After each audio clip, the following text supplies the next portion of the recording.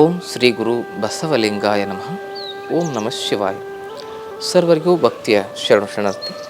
ನಾನು ನಿಮ್ಮ ಯೋಗ ಗುರು ವೈದ್ಯ ಶ್ರೀ ಚನ್ನಬಸವಣ್ಣ, ಶ್ರೀಗಂಗಾ ಯೋಗ ನಿಸರ್ಗ ಚಿಕಿತ್ಸಾ ಹಾಗೂ ಆಯುರ್ವೇದ ಸಂಶೋಧನಾ ಕೇಂದ್ರ, ಆರೋಗ್ಯ ಮಹಾಮನೆ, ಬೆಂಗಳೂರು, ಹುಬ್ಬಳ್ಳಿ, ಧಾರವಾಡ ಹತ್ತಿರ, ಮೂರ್ಕಟ್ಟಿ. ಆತ್ಮೀಯರೇ, ತಮ್ಮೆಲ್ಲರಿಗೂ ಭಕ್ತಿಯ ಸ್ವಾಗತ. ಇವತ್ತಿನ ಸಂಚಿಕೆಯಲ್ಲಿ ಅರ್ಥಿಂಗ್ ನಮ್ಮ ಶರೀರಕ್ಕೆ ಬಹಳ ಪ್ರಮುಖವಾಗಿರ್ತಕ್ಕಂಥದ್ದು. ನಮ್ಮ ಶರೀರದಲ್ಲಿ ಎಲೆಕ್ಟ್ರೋಮ್ಯಾಗ್ನೆಟಿಕ್ ಎನರ್ಜಿ ಇದೆ, ಬಯೋ ಎಲೆಕ್ಟ್ರಿಕ್ ಎನರ್ಜಿ ಇದೆ. ಅದರಿಂದನೇ ನಾವು ಬದುಕಿರೋದು. ಶರೀರದಲ್ಲೂ ಕೂಡ ನ್ಯಾಚುರಲ್ ಕರೆಂಟ್ ಇದೆ, ವಿದ್ಯುತ್ ಶಕ್ತಿ ಇದೆ. ಅದನ್ನು ನಾವು ತಿಳ್ಕೊಬೇಕಂದ್ರೆ ECG ಮಾಡ್ತಾರೆ ನೋಡ್ರಿ. ಆ ECGಯಲ್ಲಿ ಕಂಡುಹಿಡಿದೆ ಹೃದಯದಲ್ಲಿರ್ತಕ್ಕಂಥ ವಿದ್ಯುತ್ ಕಾಂತಿಯ ಆ ಒಂದು ಏನಂದರೆ ಸಂವೇದನೆಗಳನ್ನು ನಾವು ಅಲ್ಲಿ ಕಂಡುಹಿಡಿತೇವೆ.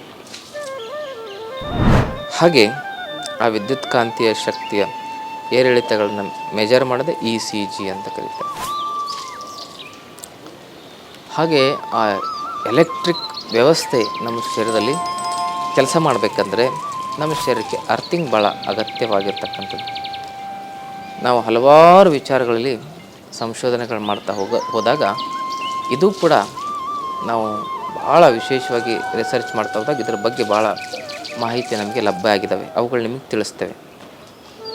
ನೋಡಿ, ಯಾವುದೇ ಒಂದು ಪ್ರದೇಶದಲ್ಲಿ ಭೂಕಂಪ ಆಗಲಿ, ಪ್ರಳಯ ಆಗಲಿ, ಏನಾದರೂ ಆಯಿತಂದರೆ ಅಲ್ಲಿ ಯಾವ ಪ್ರಾಣಿಗಳು ಹೆಚ್ಚಾಗಿ ಸಾಯೋದಿಲ್ಲ ಅಂತ ಹೇಳ್ತಾರೆ.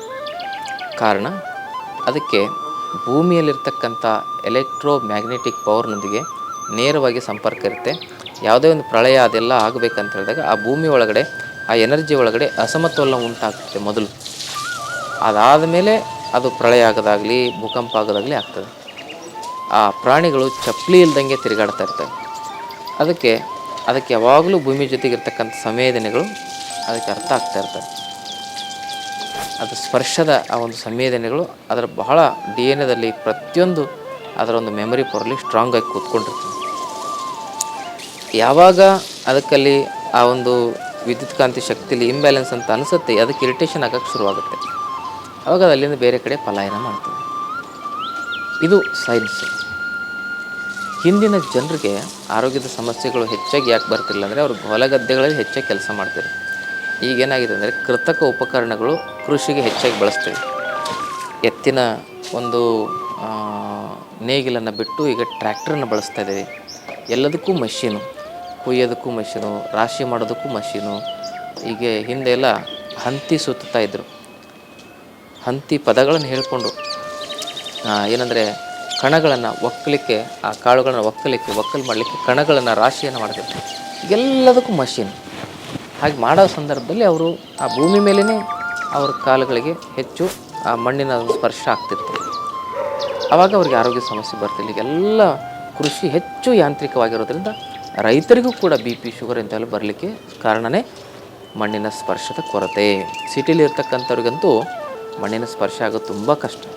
ಮನೇಲೂ ಟೈಲ್ಸು, ಹೊರಗಡೆ ಟಾರ್ ರೋಡು, ಆಫೀಸಲ್ಲಂತೂ ಮಣ್ಣಿಲ್ಲ, ಕೆಲಸ ಮಾಡೋ ಜಾಗದಲ್ಲಿ ಮಣ್ಣು. ಎಲ್ಲವೂ ಕೂಡ ನಮ್ಮ ಬಾಡಿ ಒಳಗಡೆ ಅರ್ಥಿಂಗಿನ ಒಂದು ಇಂಬ್ಯಾಲೆನ್ಸಿಂದ ಭಾಳ ಎಲೆಕ್ಟ್ರಿಕ್ ಸಿಗ್ನಲ್ಸ್ಗಳ ವ್ಯತ್ಯಾಸ ಉಂಟಾಗಿ ಕಾರ್ಡಿಯಾಕ್ ಅರೆಸ್ಟ್ ಆಗಲಿಕ್ಕೆ ಇದು ಮೂಲ ಕಾರಣ ಆಗ್ತಾಯಿದೆ.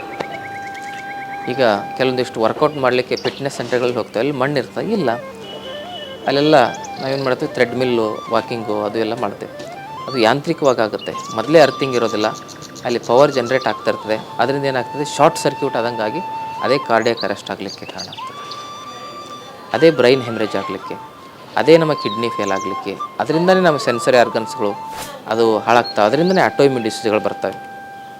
ಅದಕ್ಕಾಗಿ ಮುಖ್ಯವಾಗಿ ಶರೀರದಲ್ಲಿರ್ತಕ್ಕಂಥ ಎಲೆಕ್ಟ್ರೋಮ್ಯಾಗ್ನೆಟಿಕ್ ಎನರ್ಜಿ, ಬಯೋ ಎಲೆಕ್ಟ್ರಿಕ್ ಎನರ್ಜಿಯನ್ನು ಬ್ಯಾಲೆನ್ಸ್ ಮಾಡಲಿಕ್ಕಾಗಿ ನಾವೇನು ಮಾಡಬೇಕು, ಭೂಮಿಯ ಸ್ಪರ್ಶ ನಮ್ಮ ಪಾದಕ್ಕಾಗೋ ರೀತಿ ನೋಡ್ಕೋಬೇಕು. ಮಣ್ಣು ಭಾಳ ಮುಖ್ಯ. ಮಣ್ಣಿನಲ್ಲಿರ್ತಕ್ಕಂಥ ಎನರ್ಜಿಗೆ ನೋಡಿರಿ, ಕರೆಂಟಿಗೆ ಅರ್ಥಿಂಗ್ ಇಲ್ಲ ಅಂದರೆ ಶಾರ್ಟ್ ಸರ್ಕ್ಯೂಟ್ ಹೆಂಗಾಗುತ್ತೆ, ಹಾಗೆ ನಮ್ಮ ಪಾದಕ್ಕೆ ಮಣ್ಣು ಸ್ಪರ್ಶ ಆಗದಿದ್ದರೆ ನಮ್ಮ ಶರೀರದಲ್ಲೂ ಶಾರ್ಟ್ ಸರ್ಕ್ಯೂಟ್ ಆಗಿ ಜೀರ್ಣಾಂಗ ವ್ಯವಸ್ಥೆ ತೊಂದರೆ ಉಂಟಾಗುತ್ತೆ. ಡೈಜೆಸ್ಟಿವ್ ಸಿಸ್ಟಮ್ ಅಂತ ಕರೀತಾರೆ. ಎಂಡೋಕ್ರೈನ್ ಸಿಸ್ಟಮ್ ತೊಂದರೆ ಉಂಟಾಗುತ್ತೆ. ಹಾರ್ಮೋನ್ಸ್ಗಳ ವ್ಯವಸ್ಥೆ, ಸರ್ಕ್ಯುಲೇಟರಿ ಸಿಸ್ಟಮ್ ತೊಂದರೆ ಆಗುತ್ತೆ. ಸಂಚಾರ ವ್ಯವಸ್ಥೆ, ನರ್ವಸ್ ಸಿಸ್ಟಮ್ ಅಂದರೆ ನರಗಳ ವ್ಯವಸ್ಥೆ, ಮಸ್ಕ್ಯುಲರ್ ಸಿಸ್ಟಮ್ ಅಂದರೆ ಮಾಂಸಖಂಡಗಳ ವ್ಯವಸ್ಥೆ, ಸ್ಕೆಲ್ಟಲ್ ಸಿಸ್ಟಮ್ ಅಂದರೆ ಅಸ್ಥಿ ವ್ಯವಸ್ಥೆ, ಎಲ್ಲ ಸಿಸ್ಟಮ್ಗಳು ಇಂಬ್ಯಾಲೆನ್ಸ್ ಆಗಲಿಕ್ಕೆ ಅರ್ಥಿಂಗಿನ ಕೊರತೆಯೂ ಕೂಡ ಒಂದು ಮುಖ್ಯ ಪ್ರಧಾನ ಕಾರಣ ಅಂತ ಹೇಳ್ಬೋದು. ಅದಕ್ಕೆ ಒಬ್ಬ ಮನುಷ್ಯ ಅಟ್ಲೀಸ್ಟ್ ನೀವು ನೋಡಿ ಬೇಕಾದ್ರೆ ಟ್ರೈ ಮಾಡಿ, ಬಾಡಿ ಎಲ್ಲ ಪೇನಿತ್ತು, ತುಂಬ ಸುಸ್ತು ಆಯಾಸ ಅನ್ನಿಸ್ತೈತೆ ಅಂದರೆ ಒಂದು ಅರ್ಧ ಗಂಟೆ ಬರಿಗಾಲಲ್ಲಿ ವಾಕಿಂಗ್ ಮಾಡಿ ಮಣ್ಣಲ್ಲಿ ಸುಸ್ತು ನಿಶಕ್ತಿ ಎಲ್ಲ ಕಮ್ಮಿ ಆಗ್ತದೆ. ಅದಕ್ಕೆ ಮಣ್ಣು ಅಂದ್ರೆ ಅಂಥದ್ದು. ನಾವು 60-70 ವರ್ಷದಿಂದ 60-70 ವರ್ಷದಿಂದ ಎಲ್ಲಿದ್ವಿ? ಮಣ್ಣಲ್ಲಿದ್ವಿ. ಮುಂದೆ 60-70 ವರ್ಷದ ಮುಂದೆ ಎಲ್ಲಿ ಹೋಗ್ತೇವೆ? ಮಣ್ಣಿಗೆ ಹೋಗ್ತೇವೆ. ಈ ಬಾಡಿ ಎಲ್ಲ ಆಗಿರೋದು, ನಮ್ಮ ಶರೀರ ಆಗಿರೋದು ಮಣ್ಣಿಂದನೇ.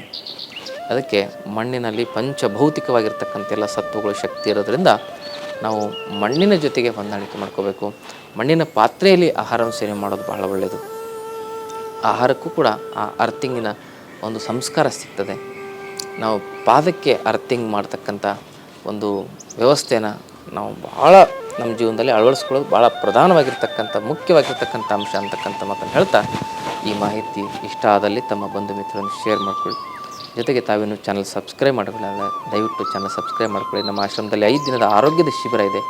ವಿಶೇಷವಾಗಿ ಆರೋಗ್ಯಕ್ಕೆ ಏನೇನು ಬೇಕು ಅಲ್ಲೆಲ್ಲ ವಿಚಾರಗಳನ್ನು ತಿಳಿಸುವ ಪ್ರಯತ್ನ ಮಾಡ್ತೇವೆ. ಆಸಕ್ತಿ ಇರೋ ಆ ಶಿಬಿರಕ್ಕೆ ಭಾಗವಹಿಸಿ. ಜೊತೆಗೆ